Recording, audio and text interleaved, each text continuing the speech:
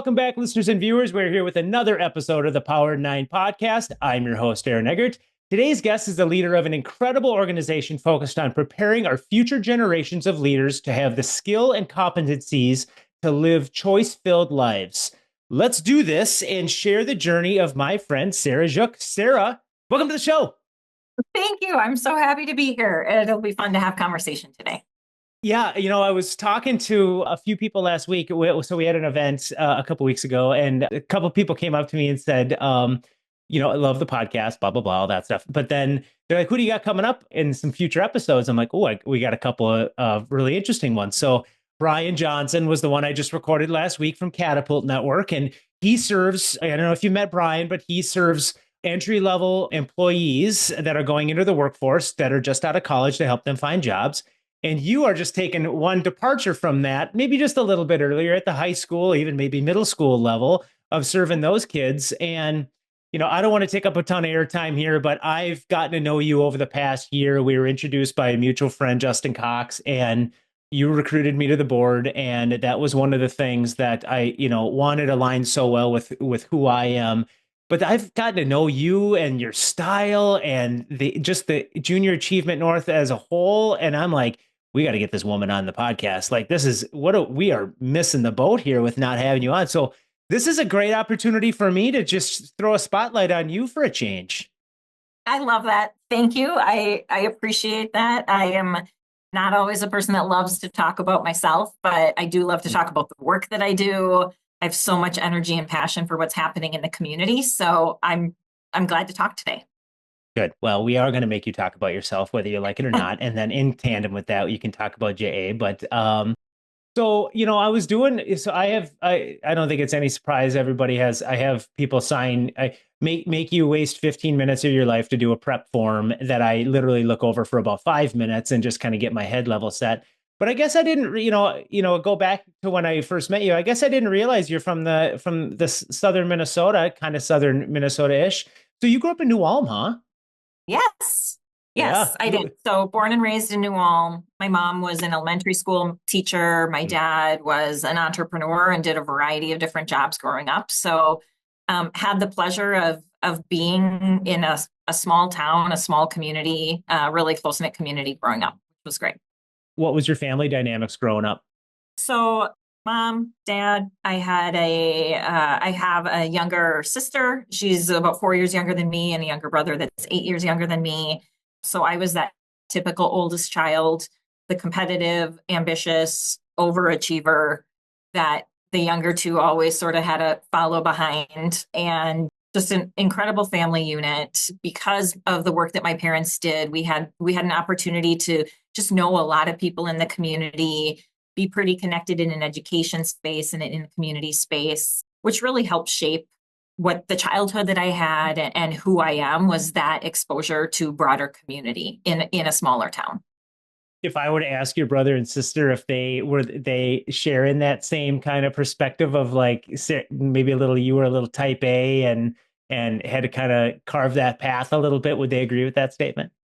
Absolutely. One of my best friends growing up, my sister would refer to her as her non-judgmental older sister, because I was the judgmental older sister that always had the plan, always had the clear path, and I think made it hard for her sometimes growing up. And my brother and I have enough of an age gap that it wasn't as much of an issue, and he is probably cut more like me.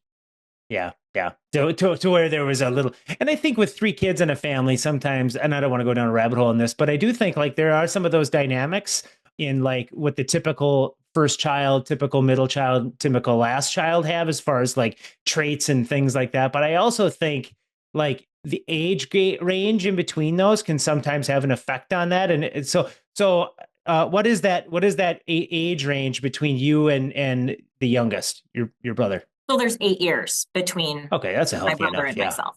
Yeah, I mean, you were 18 when he was 10. And it's funny as you even say that and you talk about, the sort of typical older, middle, younger, because as a parent now of 3 children, I 100% see that with my own kids too. And so my oldest is like a carbon copy of me. So everything that probably drove my parents crazy when I was growing up, she brings to me. And I'm trying to really look at it with a great appreciation because I was that kid. Yeah, yeah.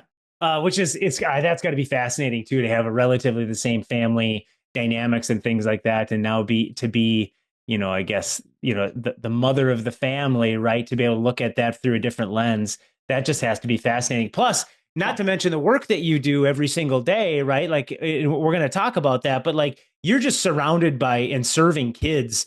You're like is your life. And I Yeah. think just understanding the dynamics of the things that you do in the office every day and the people you serve, and then also looking at your family and how those two can kind of intertwine with each other, that's just got to be fascinating. Yeah. Yeah. Yeah.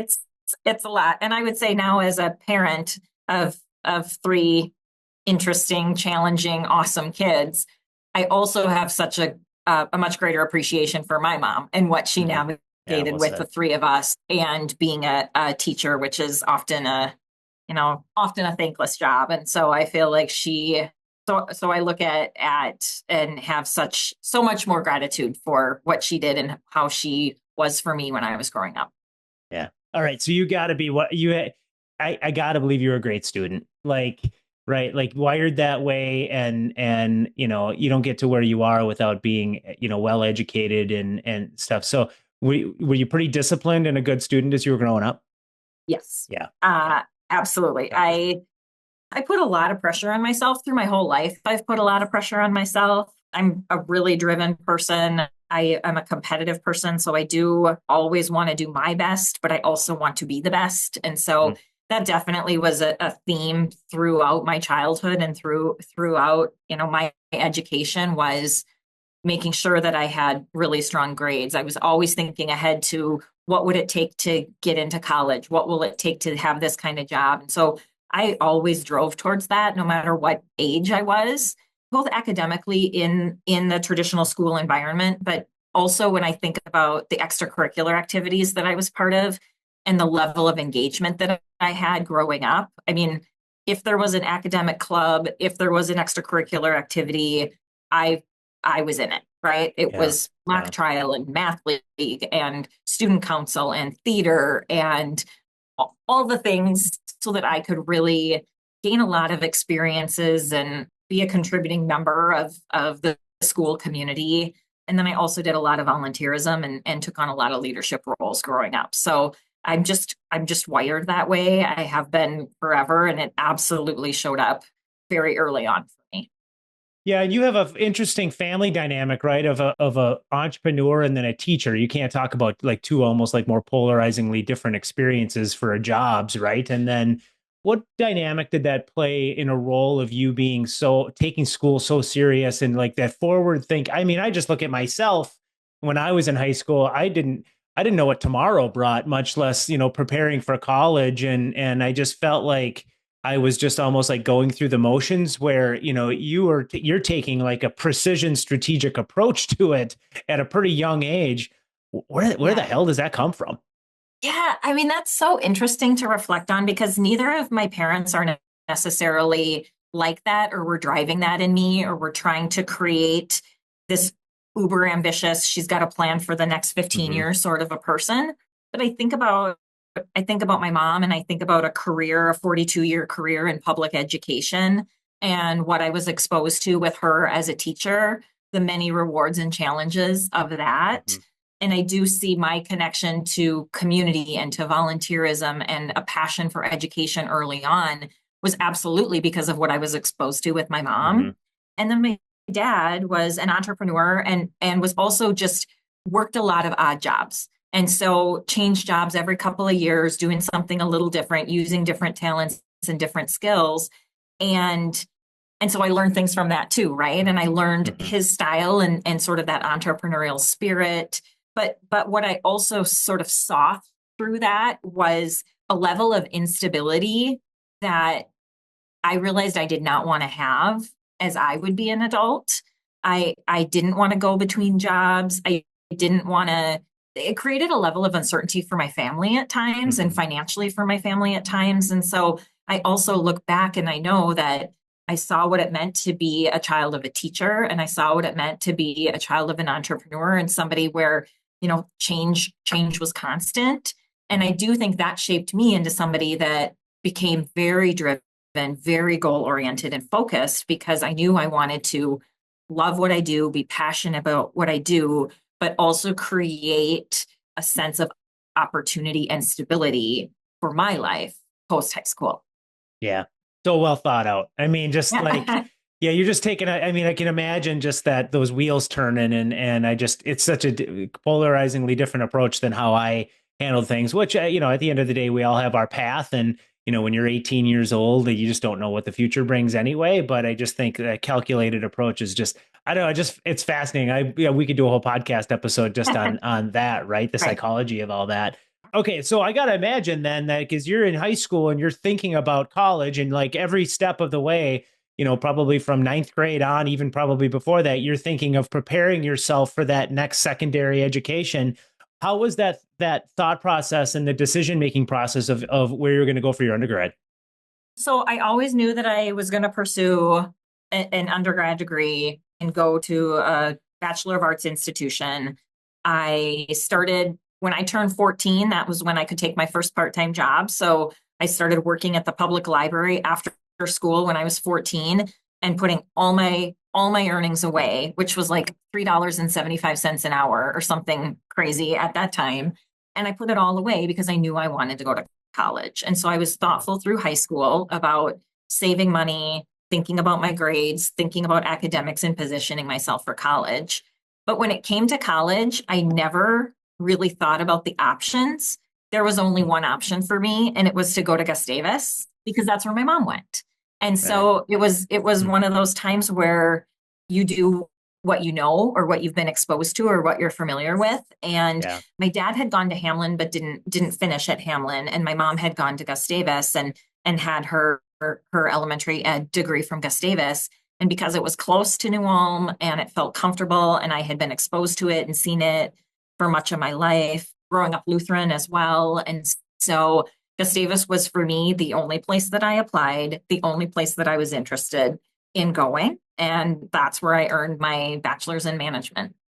Sweet. Like, I mean, just how you had, I mean, it's pretty funny how it's all mapped out. So then I think you went to Mankato to get your master's. What Yep. was the thought process in going in that direction? So I finished at Gustavus in 3.5 years. I know, surprise, surprise. Shocker. Yeah. So I did that. And then after my undergrad, I wanted to still stay close to home. I've just been very close with my family. Smaller town Minnesota was what I was comfortable with. And so after graduating, I ended up moving to Mankato, which was again within 30 miles of everywhere I had been to that point. And then I took my first job out of college at the Mankato Chamber and then the Convention and Visitors Bureau. And Yeah. so I started working in that role, really great opportunity to get to know the community, to immerse myself in a lot of different work because I was doing different things every day. I was learning and growing faster than I would have imagined in Mm. that first job. And so I had been there for a couple of years and decided as long as I'm here, as long as I'm doing this, Minnesota State had just brought back the MBA program. So I think I was part of that first class of the new Mm. MBA program and just decided I could do that in the evenings while I'm working just to better position myself for whatever might be next. Is that the same thing as Greater Mankato Growth, GMG? Are Yeah, they the same yeah, thing? Yeah. yes. So actually, in my old life, I opened up an office in Mankato, and I got to know a lot of people down there. And I think Mankato has got one of the best small business communities, right? Because of GMG. God, there was a Yes. gentleman there that was there many years ago that he passed away from cancer. Um, Jonathan, Jonathan, man, that yep. guy. I think everybody, right? Like you've met him, I'm sure maybe even worked with Yeah. him. Like that guy was Yeah. the guy, he was the guy. Like that guy was what I think his legacy will live on for many, many years because besides Glenn Taylor, I mean, he was the kind of the unofficial small business mayor of Mankato. Yeah, he was in that role for a number of years.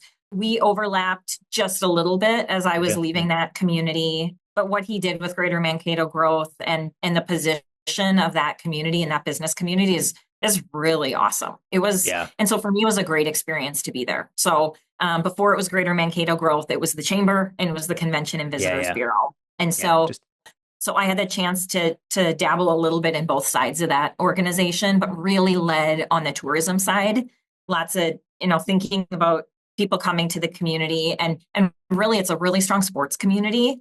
When you think about the facilities there, both at the college, and then there's incredible softball facilities in North Mankato. And so I had the opportunity while I was there to be an instrumental part of the planning of Minnesota Vikings training camp when camp was down there, planning national and statewide tournaments, working with the university on tournaments that they would host. And so really cool time to be so early in my career and be able to be doing really fun things, testing a lot of my skills, and honestly making me grow up pretty quickly because I was so immersed in the community and so connected with business leaders as a 23-year-old recent college grad. Yeah.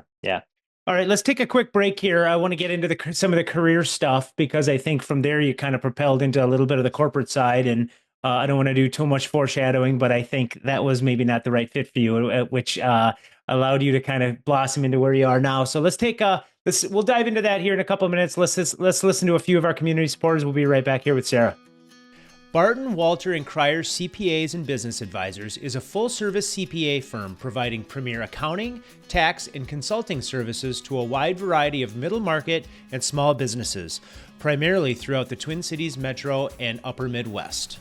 Drawing from diverse and varied experience with large Big Four organizations and boutique accounting firms, our team of CPAs and tax professionals delivers innovative, value-added solutions for our clients throughout personalized attention, diligence, and breadth of knowledge.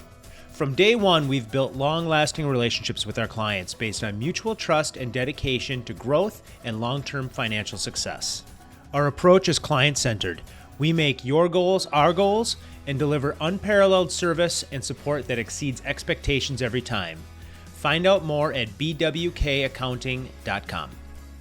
Are you looking for an insurance partner who is as invested in your success as you are? Christensen Group is Minnesota's largest employee-owned independent insurance agency.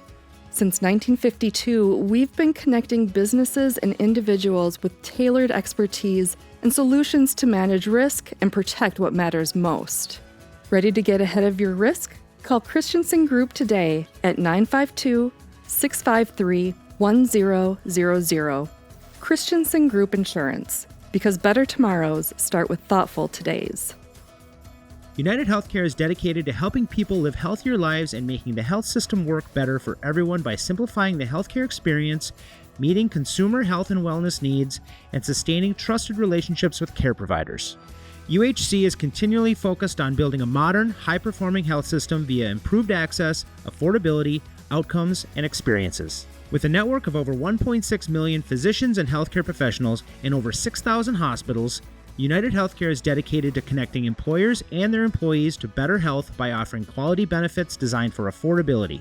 For more information, visit United Healthcare at www.uhc.com.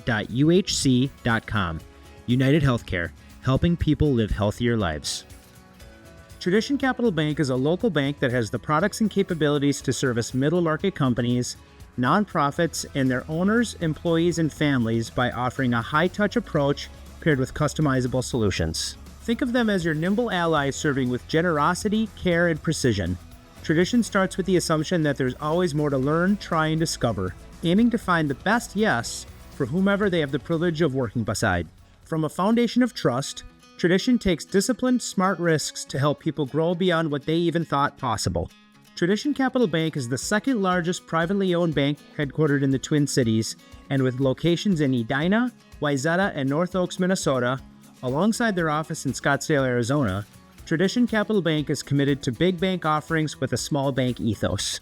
Let their team be the friend you need in your next financial move. Verseek Executive, Professional, and Interim Recruiting is an award-winning, locally owned hiring and placement firm based in Minnesota.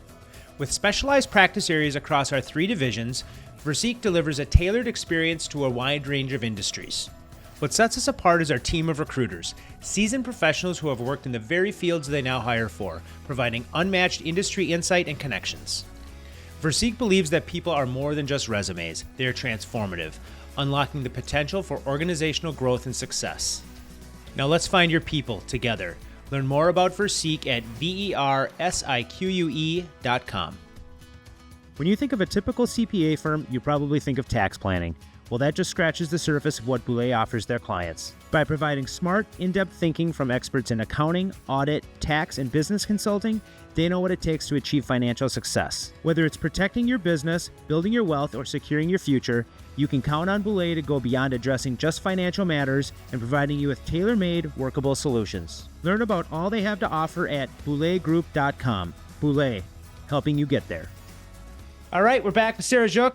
Hey, I wanted to ask you, did you have any other random jobs that you just loved when you were either in your undergrad, or it kind of sounds to me like everything you did with your master's, you were working at Mankato Tourism. But did you have a favorite job that you did when you were a Gustie? It's funny enough, my favorite job was in the fundraising office. So I spent my entire time at Gustavus. I was a work study student in the development office. So I worked directly with the executive assistant of the vice president of advancement of the college. So I spent my 3.5 years there learning all about fundraising and learning about what that meant at a higher ed institution. And I would say most people are not particularly drawn to fundraising. Most people find it one of the things they would want to do least in their careers, ask people for money. And so as a college student, I was placed into that. And here I am 20 years later, and that's the work I do every day. And I love it. And, I think that's like sales on steroids, right? Like I grew up in sales and having the door, I got thrown out of buildings and having the door slammed in my face and all that other stuff. And, in some respects, like you're asking individuals and institutions for cash donations. And I mean, that is, the rejection level has got to be out of control. And that's going to, not only are you going to learn a ton, but boy, you're going to thicken up your skin. For sure. Because when you're asking people for money, you're not providing them necessarily a product in return. You're inspiring their giving about something that's bigger than them and something that's for our community. And I think there's no better thing to ask people for than their time and their talent and their treasure, and to be so inspired by work and by the future that they want to come in that way. But it's not always the easiest or most comfortable asks for, I think, people to make. Yeah. Easy. Like that was, you went through the school of hard knocks while going to school. So that was there was a lot of learning going on in a lot of different directions.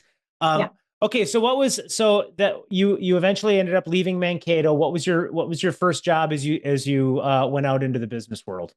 So I had been in Mankato almost 5 years, and there had been a change within the organization. And I felt like it was a good time for me to move on to something else.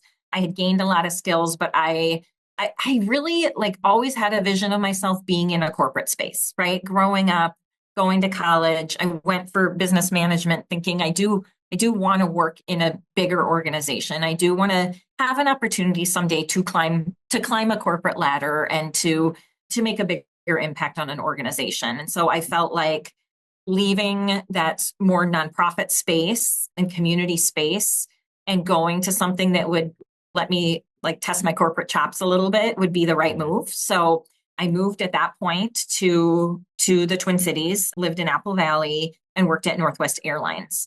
And it was right at the time when Northwest Airlines was going through bankruptcy. So it was a challenging time for the organization, but I was able to secure a leadership position in communication, in sales communication. And so for me, it was, checking the box of being in a larger corporate environment, seeing steps and places that I could grow, and really honing in my skills to one or two specific areas instead of doing, 60 things every day in all sorts of areas of work. I really thought that this would be my opportunity to do what I had envisioned for myself when I was in college. No, none of those things ended up really working out for me or being what I envisioned that they would be. So for 6 weeks, I worked in that organization. And I never really developed a passion for the work. I didn't get a sense from the people around me that they were passionate about the work. It felt like a clock in and clock out, and here's your short list of things to do today. And being someone that had, was used to putting in really long hours, used to, doing multiple things, juggling a variety of different projects or balls at any given time, being in an environment like that just didn't work for me. I was able to get work done by, mid-morning. I was surrounded by people that were just working on their projects and the culture wasn't what I was hoping for, the passion, the commitment, and my alignment just wasn't there. And so in 6 weeks, I realized that. And for somebody that has always planned out every step of my life, been an overachiever, for me to recognize at that point that was something that wasn't working was a really big moment for me. Because for me, that felt like failure. It felt like this was my plan and it didn't work out. And I don't like how it's working out and I need to make a change. And looking back, that was, the furthest thing from failure. It was really a really critical moment in my trajectory to recognize what is important to me, what kind of work I want to be doing, what kind of culture I want to be part of, and where my future is going to go. And so in that 6 weeks, I knew that wasn't it. And so at my choice, I said, I don't want to be here anymore. I need to get back to doing something that I'm passionate about every single day. As you look back on that transition out of NWA and going into, we'll talk about your next role, but as you were starting to feel those feelings and you were starting to think those thoughts, was there someone that percolated up that you were just like, I need to bounce this past somebody. I can't just keep this insular, this thought process, this decision-making process. Was there someone in your life at that point where it was just like, I'm going to bounce this off them to make sure that I'm level checking myself? Yeah, I mean, I feel like I've always bounced things off my parents. Yes, but also like a lot of things I just keep in and I process internally until I land at the place that feels comfortable for me. Yeah. That's a little bit of that. I share a little bit in that same kind of personality trait. I think that type A type of like firstborn, all that other stuff that we kind of talked about earlier is like, I process things just a little bit differently. And I need to be, I know when I'm ready to share things or get perspective, but I need to be ready and open to it. And it's not always right away. Yeah. All right. So all right. A for effort on the whole corporate stint. Yeah, you gave it a shot. And so, all right, well then what? So then I had actually, when I lived in Mankato, I had been a junior achievement volunteer and I had been on the advisory board in Mankato. And so I had a sweet spot and a passion point for the organization. And it turned out that as I was getting ready to leave Northwest Airlines, I talked to the person that I had worked with and known in Mankato. And she said, we are actually, hiring for a senior position in our metro office, leading some of our experiential learning work. And I think you should explore that. And so those last couple of weeks I was at Northwest, I started exploring and having conversations with the leader of junior achievement about what it might mean to come and work there. And so when I left Northwest, I was ready to go. And I think the week following that, I started my role at junior achievement. Sweet. So what did you focus on your first role there? So I was there just for a handful of years and really focused on the experiential learning labs, the spaces where students come in every day and put their learning into action in simulated environments, in either a simulated city or a simulated sort of financial decision-making environment. And so my role was really to bring those programs to life for students and significantly expand the impact and the reach that those programs would have on students from across the metro and across the state. But also in the time that I was there, there was transition and there was change. Some of it was because it was, the 2008, 2009 timeframe where there were lots of financial changes in our country. And we ended up being without a team of fundraisers. And so I was able to, in the way that I like to learn and grow and try new things, I raised my hand and said, can I do fundraising? And can I see how I do at that? And so I was able to spend some time fundraising in that organization, leading at a broader level, and really realized at that point that I wanted to be in fundraising. I wanted to be in a bigger leadership role. And so after about 4 years there, I was recruited to College Possible, and then was able to make that shift and became the executive director of that other organization, so that I could really have all those experiences that I was hoping for and really be able to grow my skills. Let's kind of break that down a little bit then. So you went to College Possible. Did you go there to lead that organization right there? So I mean, this Yes. is like, and is College Possible from a size standpoint of like responsibility, fundraising, let's call it employees? What is the difference in size between JA and College Possible? At the time that I left Junior Achievement, College Possible was very, very similar in size. Okay. They both had about a $3 million annual budget. Staff-wise, College Possible was larger because of the service of so many AmeriCorps members that were part of the organization.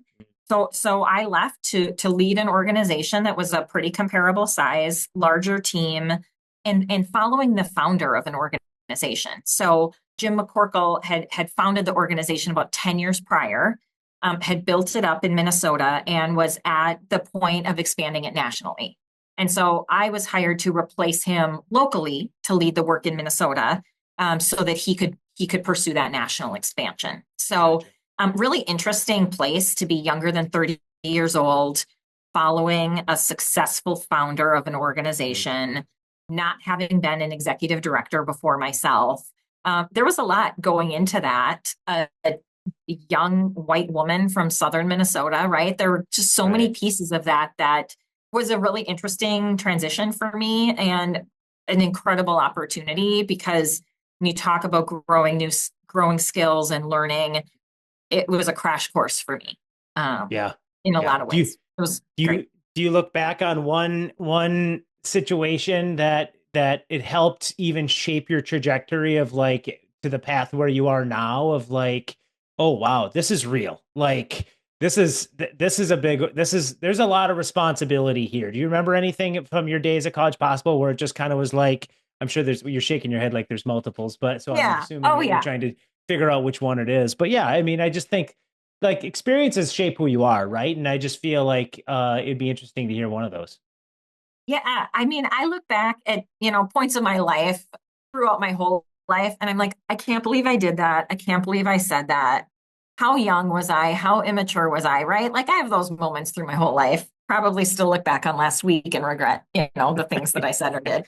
But I look back early on at College Possible, and it was absolutely like me very quickly having to grow into a big job and into a growing organization.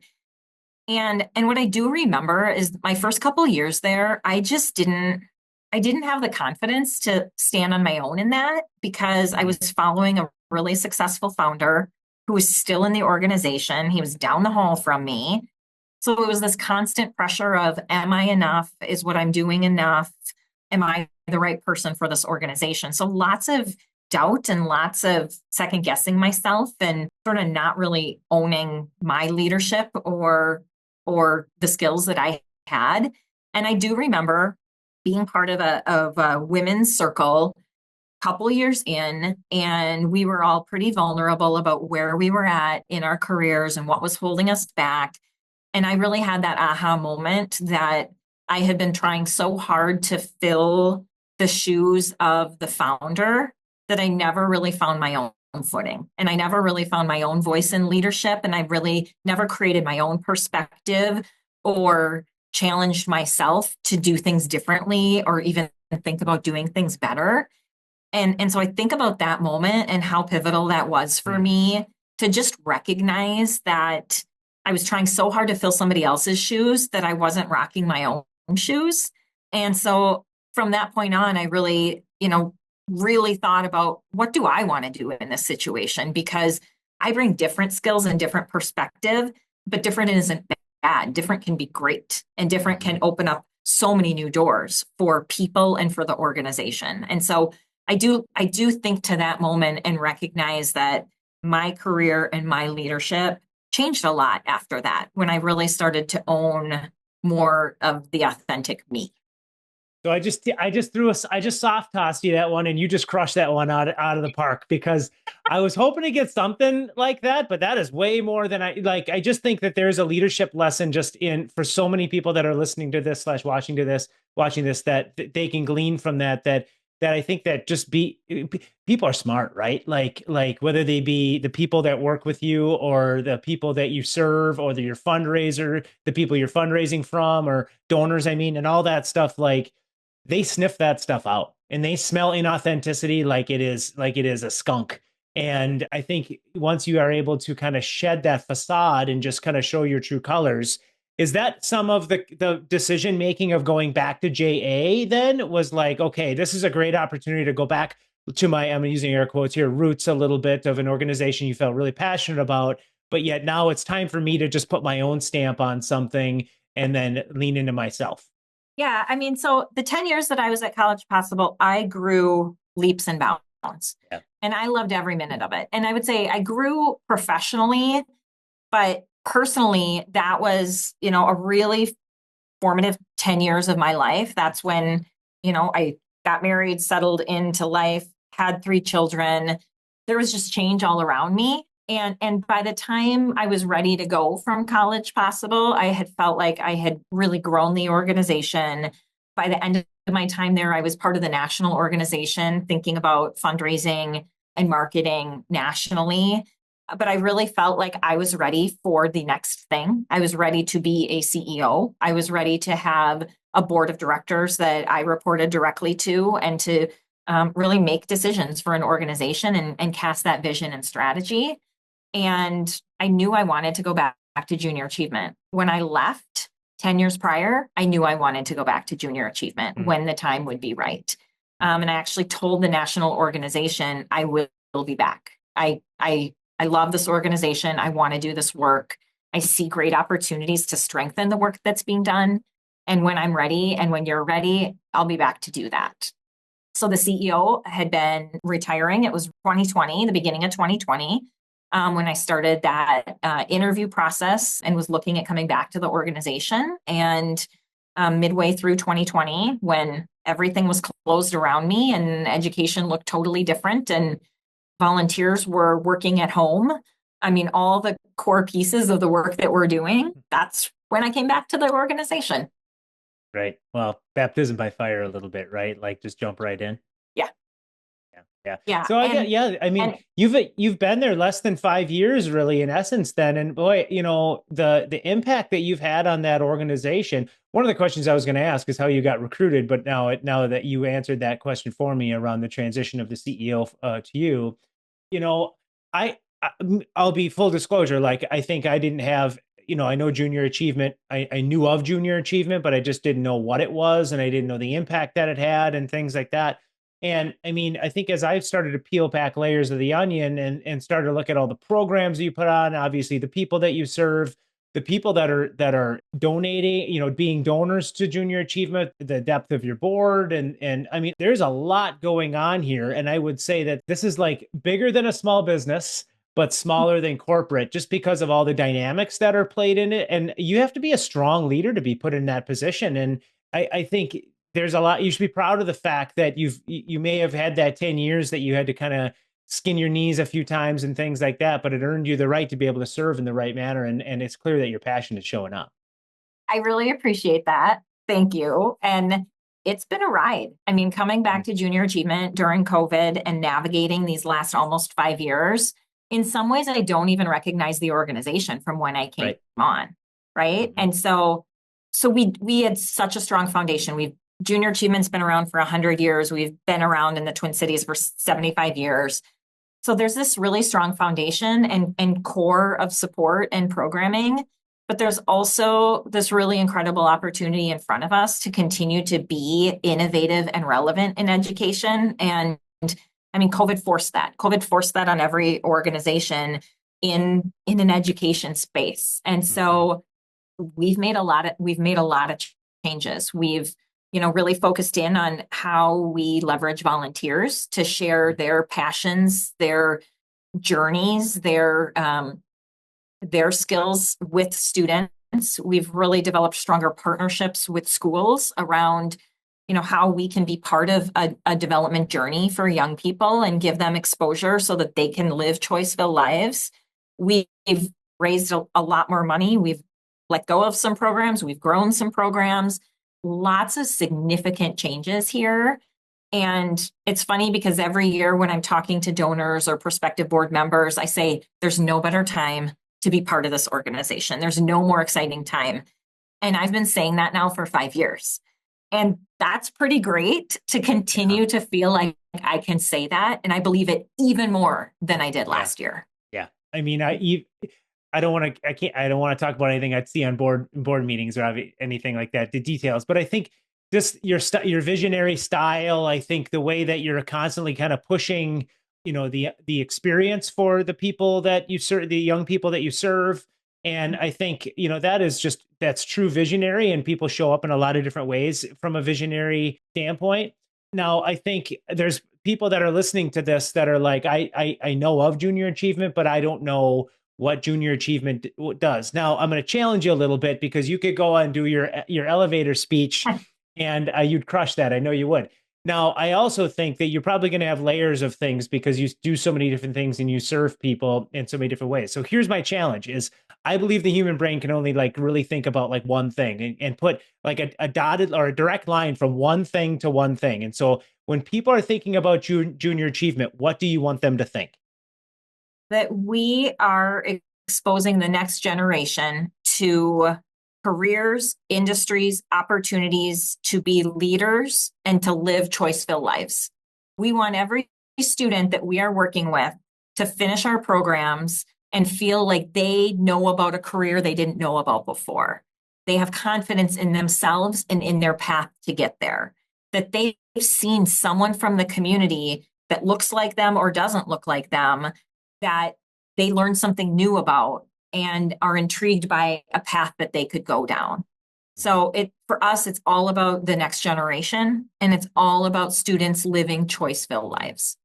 And, I think when I met you, one of your biggest challenges is always volunteerism, right? And getting the people to, and I think a lot of the people that listen to this podcast typically are not in a lot of the organizations that support, the large organizations that support JA.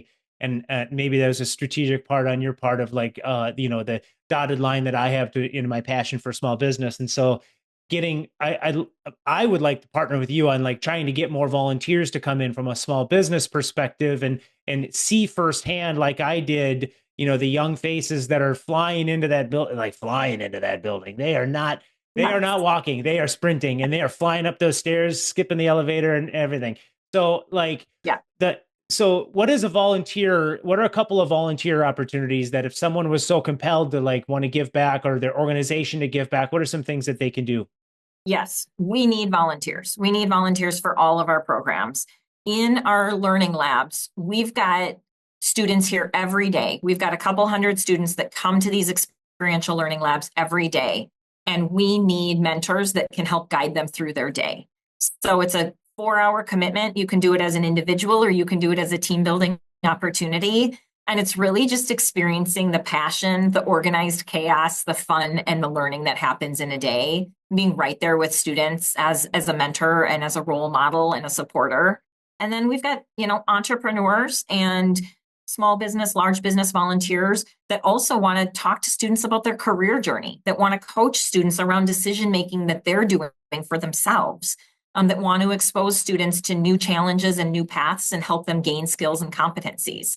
And what we're asking of volunteers is not to do anything outside of what you can already say about yourself and talk about with your pathway and the skills that you have. We're just asking volunteers to share that with young people, because we say you can't be what you can't see. And so we want students to see different people, different perspectives, so that they can see what's possible for themselves. Yeah. So well said. I think you've said that before. And then, I could talk to you forever. Holy smokes, where is the time going?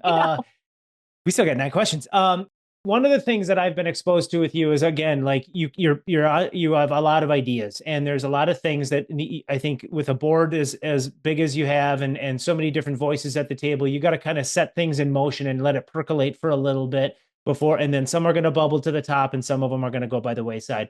what are a couple of things or even one thing that you're just really excited for that you've got coming up in the near future?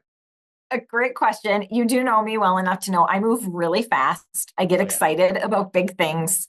We just launched something this year called 3DE, three-dimensional education, and it's reimagining the high school education experience for students.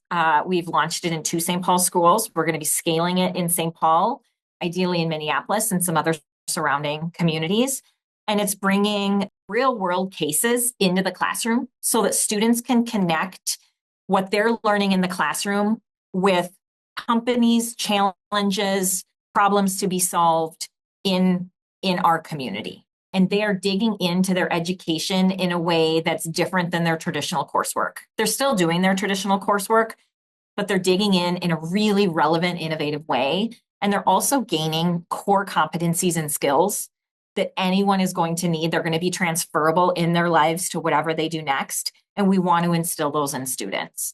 And what we are seeing right now, early results, phenomenal. We are seeing changes within the high schools. We're seeing changes within the high school communities, the students' ability to communicate, the students' ability to collaborate. We're seeing decreases in disciplinary actions at the schools. We'll soon start to see significant decreases in chronic absenteeism. We'll see increases in test scores, increase in persistence. It's a transformational model for education in this community. We're part of a national movement that's doing this. We're one of a dozen major markets that's doing this. And I couldn't be more excited about what this is going to mean for our students and for our future workforce. Yeah, I mean, the things that you're doing here are having a ripple effect. And I mean, I guarantee you're piggybacking on other ideas that are coming out of other regions and things like that. Now, one thing that I have exposure to that I don't know if too many do is that you were recently just nominated to be on a national, I think it's global actually, panel of leaders for junior achievement to come together and there's a lot of travel that's involved in it, but then there's a lot of learning that is involved in that.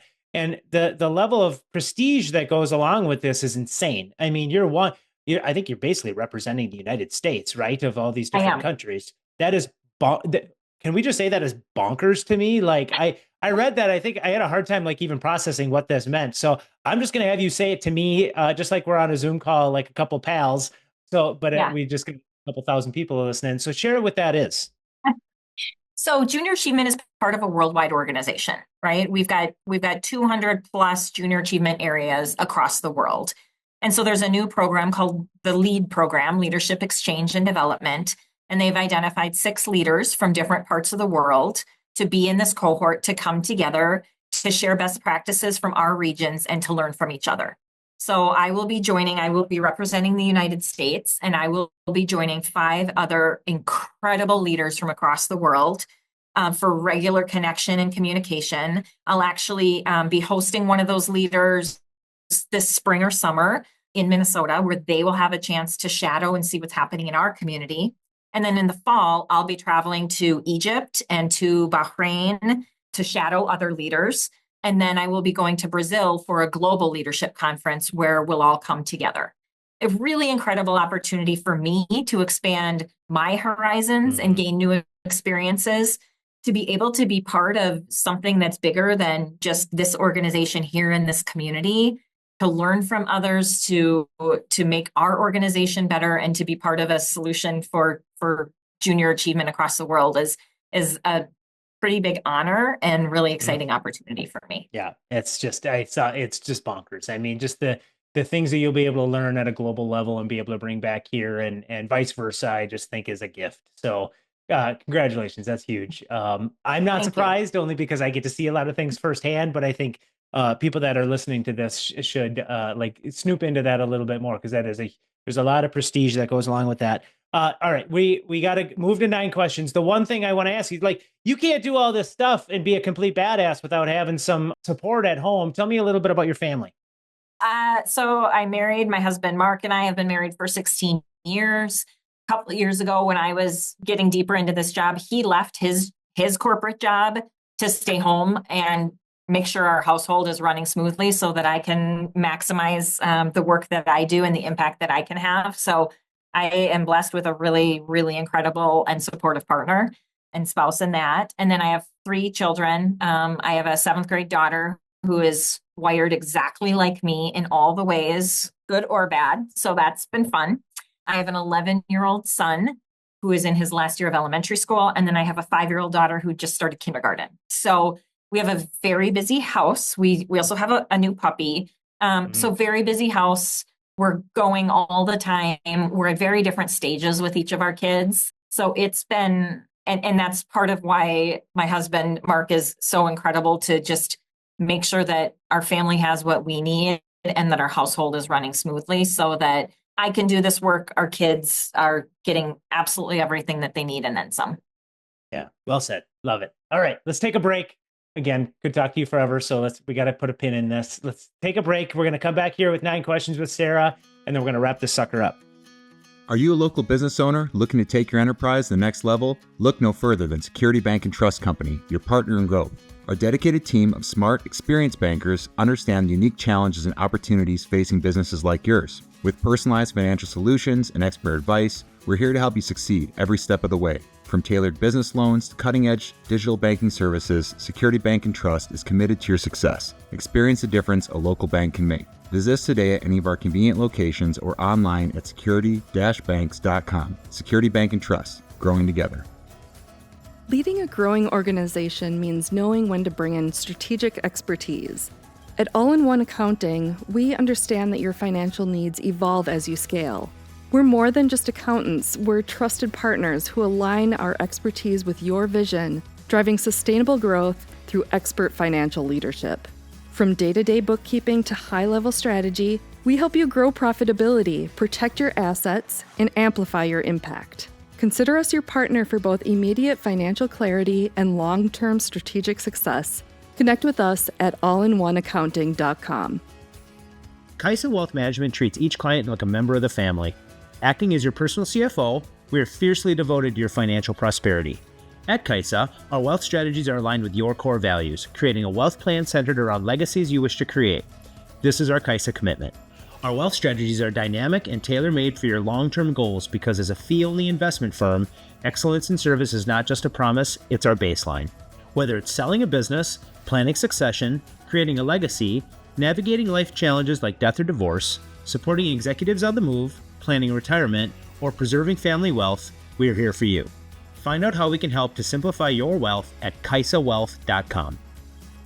Regardless if you're a startup just figuring things out or a medium-sized organization with a full team, having a legal partner by your side is crucial. Seiler Law is fiercely loyal to their clients and are passionate about removing headaches and roadblocks that can pop up during the growth of your business. Whether you need general outside counsel, are planning a business transaction, or even need someone to guide you through the estate planning process, the team at Seiler Law are the advocates for you. Visit seilerlaw.com to learn more. Seiler Law, where experience meets pragmatism. Are you a business owner trying to get your sales to the next level? Have you tried things like sales training or swapping out your sales leader or even salespeople and that didn't work? If I described you, we would love to talk to you at Pivotal Advisors. Many times that sales growth gets halted because you don't have a good sales foundation in place. Your salespeople might not be chasing the right clients. Maybe we're not differentiating enough and really holding our value. There might not be repeatable sales process in place. Everybody's doing it their own way. Or possibly lacking accountability. I could go on and on. There's several different components to that. Without these proper elements in place, growth is really difficult. To learn more about how we can help you, please go to www.pivotadvisors.com and we would love to talk. The topic of talent is hot in organizations of any size, and I would argue none more than small to mid-sized businesses. That's why it's crucial to have a partner to help you navigate all the HR idiosyncrasies so you can focus on working on your business and not in it. Insperity is a full-service HR partner with a high-touch, high-tech platform helping owners work through challenges like employee retention, company culture, and benefits, just to name a few. Do yourself a favor and explore all they have to offer at insperity.com. Insperity, HR that makes a difference. In addition to our amazing, prospering, and thriving level supporters, we want to shine a spotlight on our equally awesome evolving level supporters.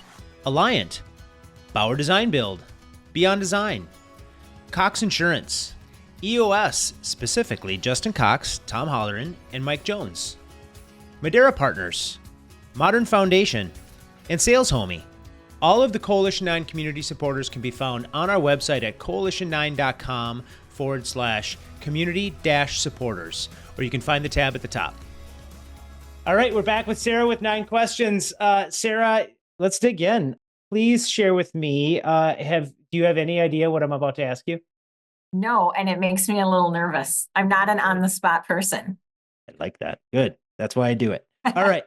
What are 3 words that describe you? Driven, empathetic, and competitive. I like it. There's probably 3 of your, there's probably Strength Finder in there too, as well, probably Maybe. aligned with some of those. Have you ever had a nickname?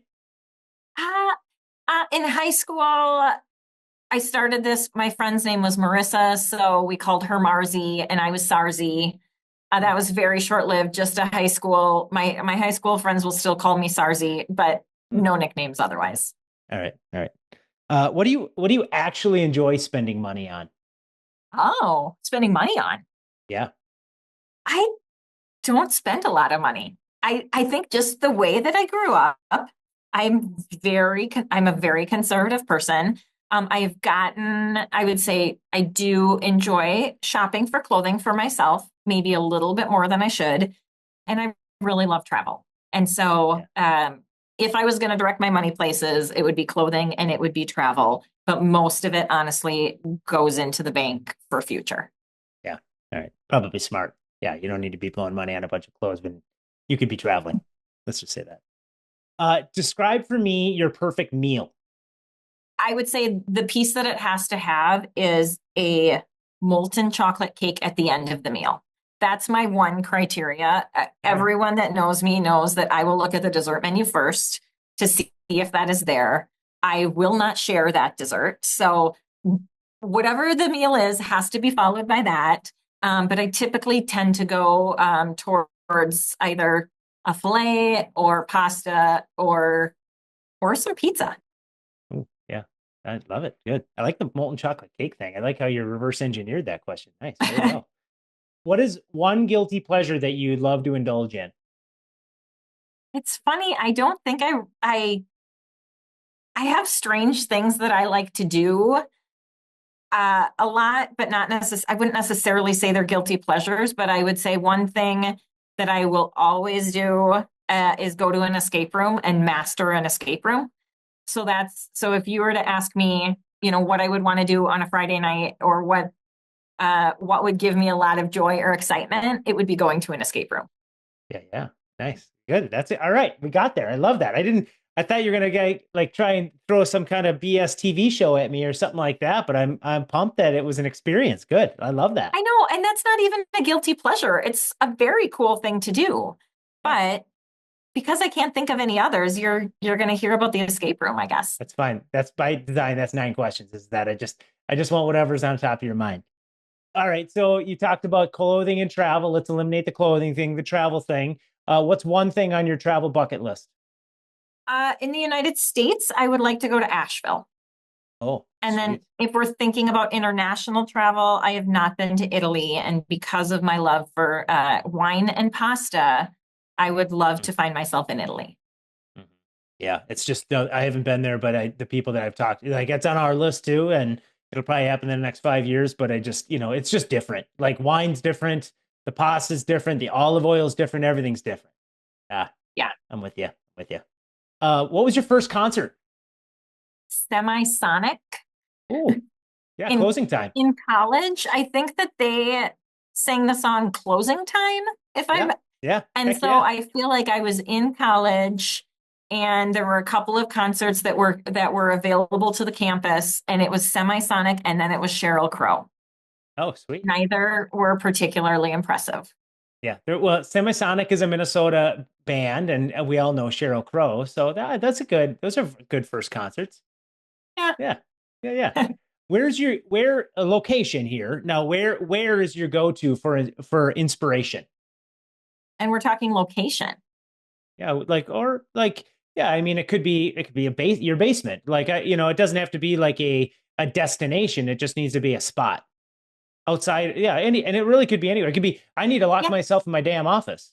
Yeah, I would say my location for inspiration would be out on a walk. in nature.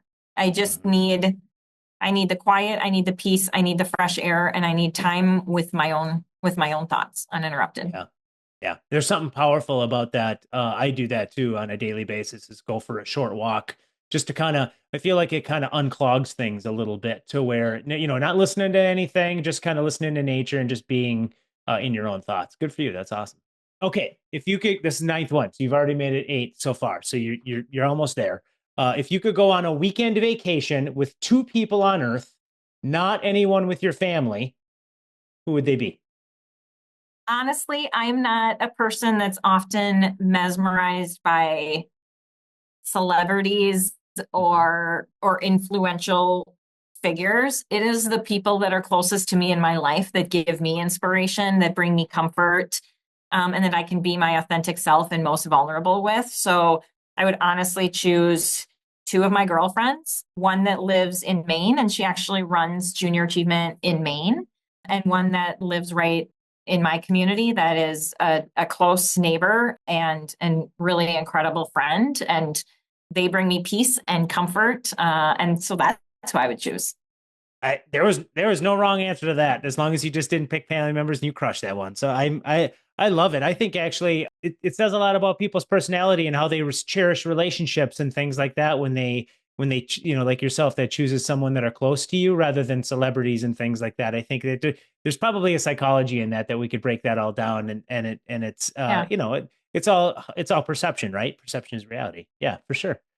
I'll tell you something, getting to know you over the last year this has been my gift, to be able to share just even a little bit of your story with our listeners and viewers. And we talked a little bit before we started recording just about, your group and the impact they have on our community. One of these things that I always wanted to have in building this was being able to serve people like yourself that are in entrepreneurial situations and are visionaries, that are cause driven and purpose driven, and to have you and your drive and your energy and your awesome type A personality as part of our community makes us a better community. And I'm sincere in that. And so it's been a gift to get to know you. And I can only imagine what the future holds for you. Thank you. I really appreciate that. I'm so grateful for our friendship and your leadership on our board, and the way that I've gotten to immerse myself in a C9 group has been a gift for me in the past year. And so thank you. And thanks for this opportunity to be able to share more. Yeah. Awesome. All right. Let's wrap this sucker up. On behalf of Sara, this has been the Power of 9 podcast. I'm your host, Aaron Eggert, and I want to thank you for the privilege of your time.